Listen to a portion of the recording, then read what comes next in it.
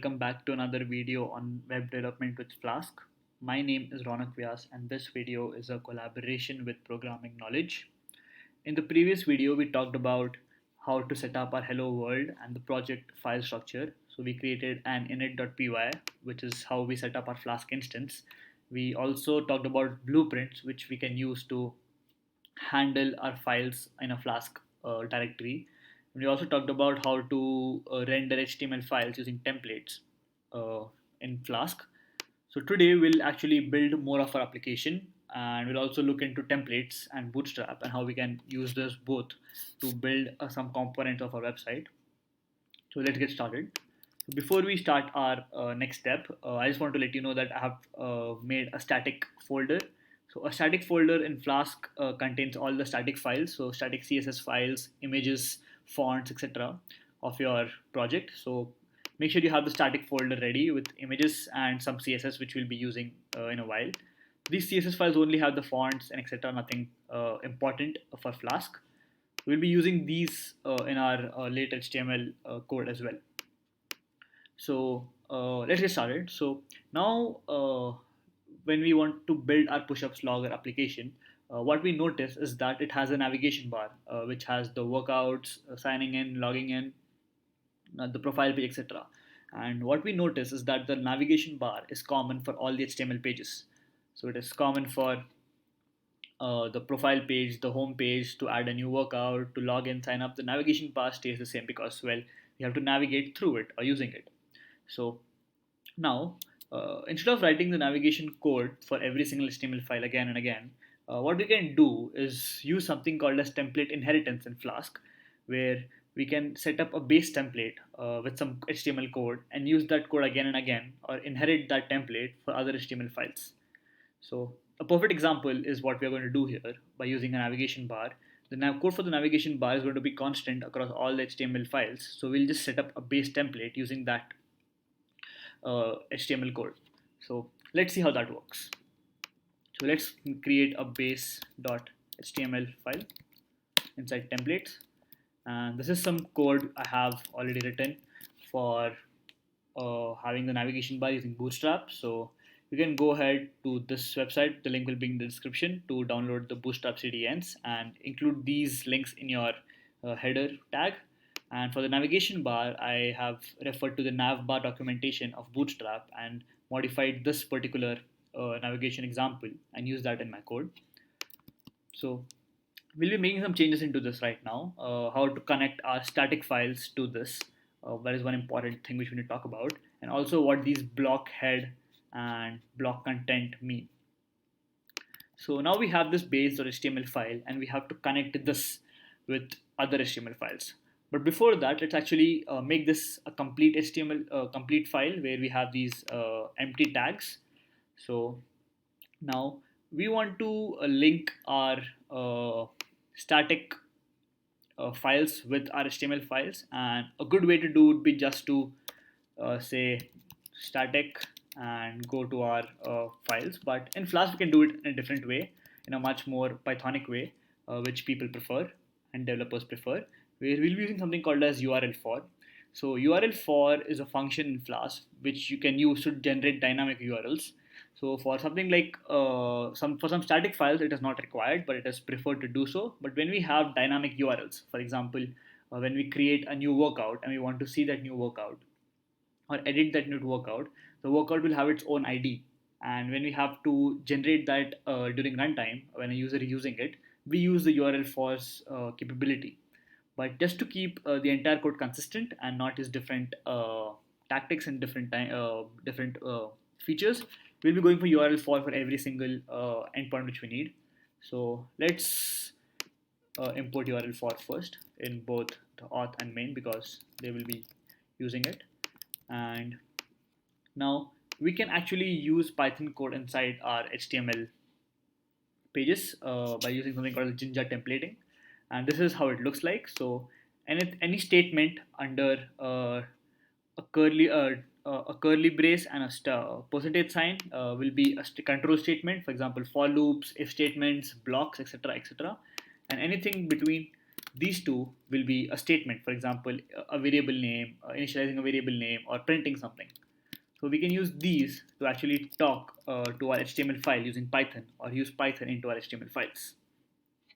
So now that we have a URL for function, let's actually use that into our sign up, login, etc. pages via base. So now let's give it two statements because it is a statement, and URL for. Now, how do we link it to the static files? So the syntax is that we are going to go to static, and then we're going to do file name, and the file name is this. So it is a favicon. So favicon is inside images. So we're going to go inside images slash muscle.ico, and that is how we have a URL for. We have the static folder first. URL for automatically looks inside your directory structure, looks for static, goes inside images, and takes up muscle ICO. Use the same concept for linking our CSS files. So same static, but instead of this, we have our CSS file, which is beauty.css, if I'm right. Yes. And let's see if we have to use it somewhere else as well.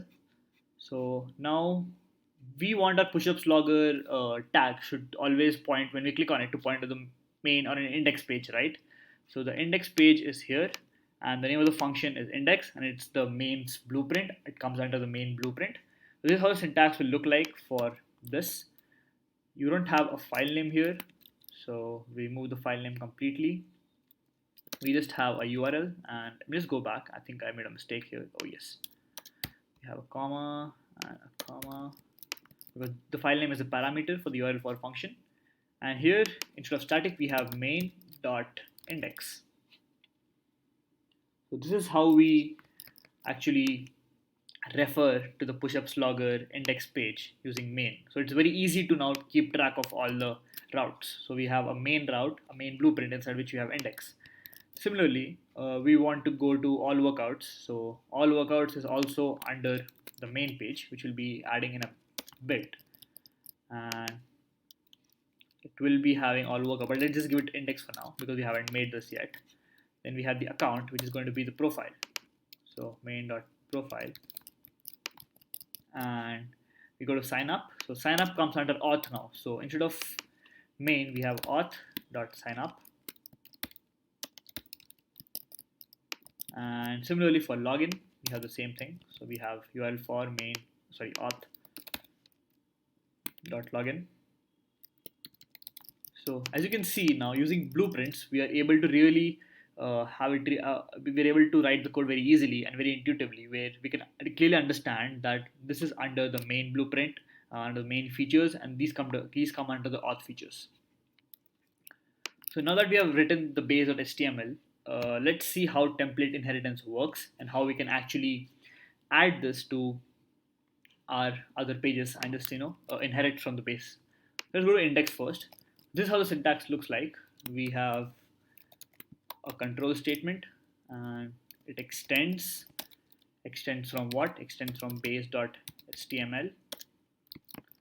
So now that we have added extends from base, everything from base should be under this. But I would like to change some CSS files here because I need to use this later. So let's see how we can actually override our head to add some CSS files. So now we use the block control statement when we have to override something from our inherited template. So here I have a block head for the entire head tag, and let's again use that tag here. So we have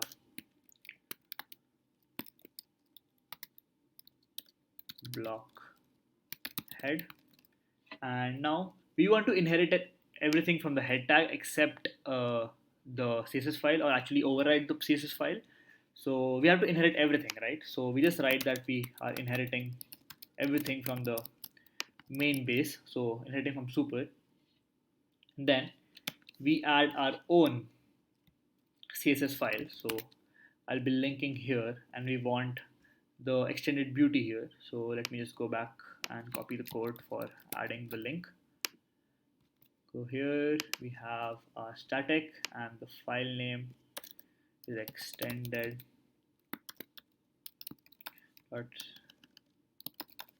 .css. When you have more than one file, it is recommended that you have a folder, a CSS folder, and then use that folder. But since I have only two files, I'll be using, I won't have a folder for them.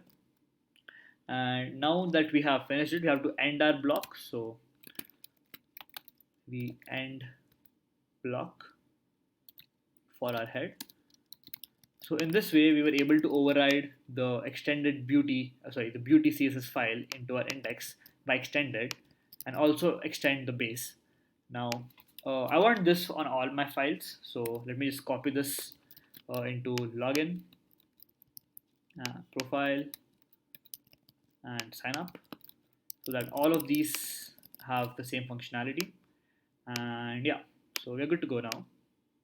And let's see how this looks like. So go to Flask, run. Make sure we are inside. Oh, sorry about that.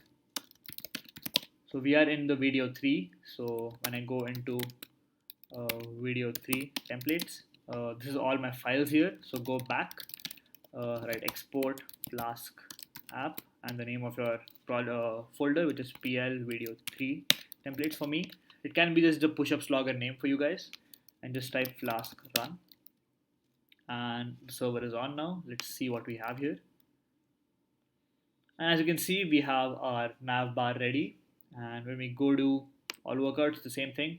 When we go to sign up, we go to sign up here, and the nav bar is still the same for login as well and for profile.